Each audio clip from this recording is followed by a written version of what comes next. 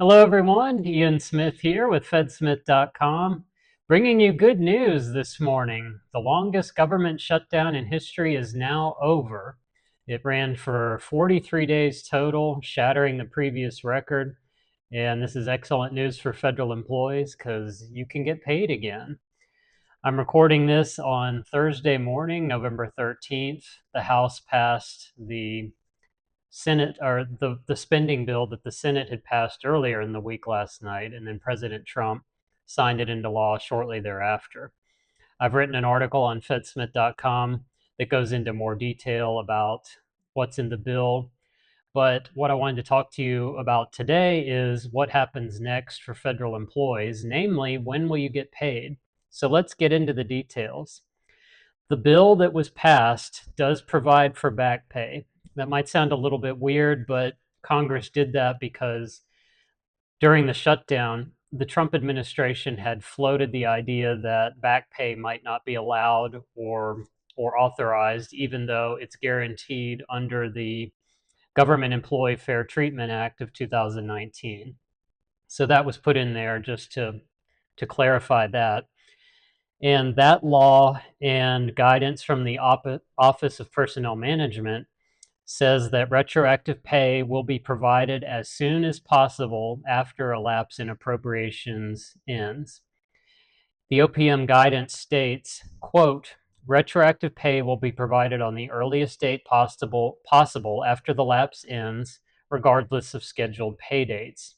If retroactive pay cannot be provided by the normal pay date for the given pay period, it will be provided as soon as possible thereafter.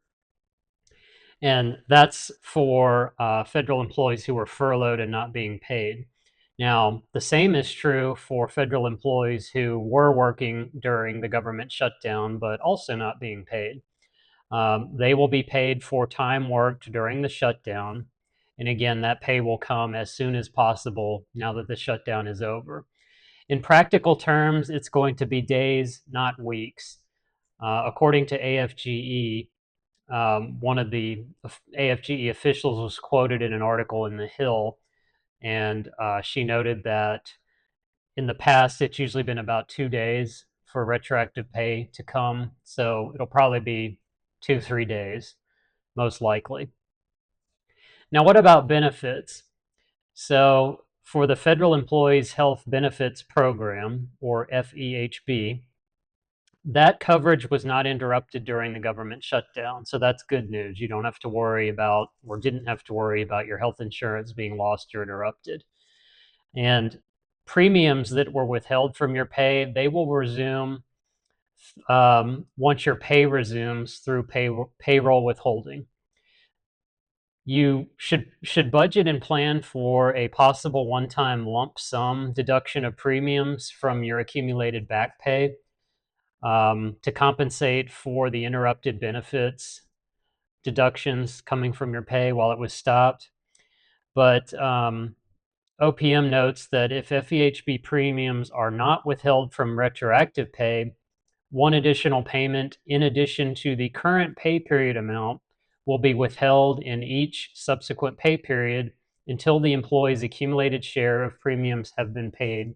And so until you're caught up, in other words. And for FEDVIP, that's the Federal Employees Dental and Vision Insurance Program. That works pretty much the same way as FEHB. Coverage for that was not interrupted during the shutdown, and any accumulated premiums will be withheld from retroactive pay.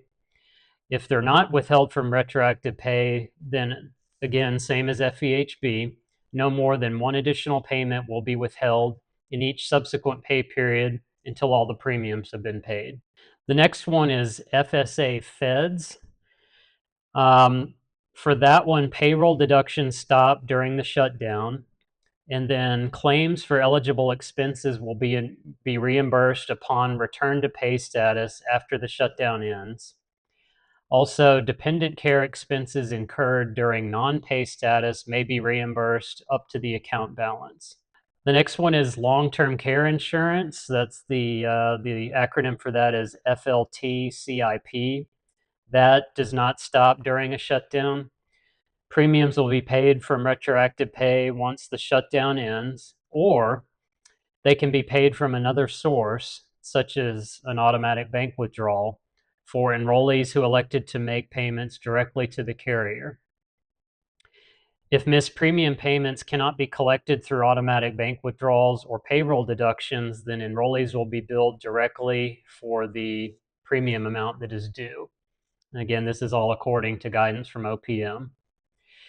After the shutdown, if an enrollee had opted for automatic bank withdrawals, past due premiums will be collected by withdrawing up to 2 months of premiums from his or her bank account each month until they are current. And then the last item is the Thrift Savings Plan, or the TSP. TSP contributions stop during a government shutdown since you're not being paid and your paychecks have stopped. That also includes agency matching contributions for FERS employees because they get a matching contribution from the government when they're contributing. The contributions will resume automatically once pay resumes.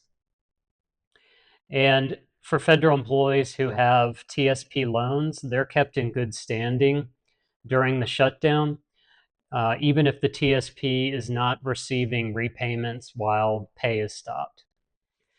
Now that the shutdown's over, I'm sure this is a huge relief to federal employees, since again, you'll be paid very soon. I know it's been hard for you all, and federal employees certainly are impacted by the shutdown more directly than a lot of people, since it interrupts your pay, your benefits, and just creates a lot of uncertainty and frustration.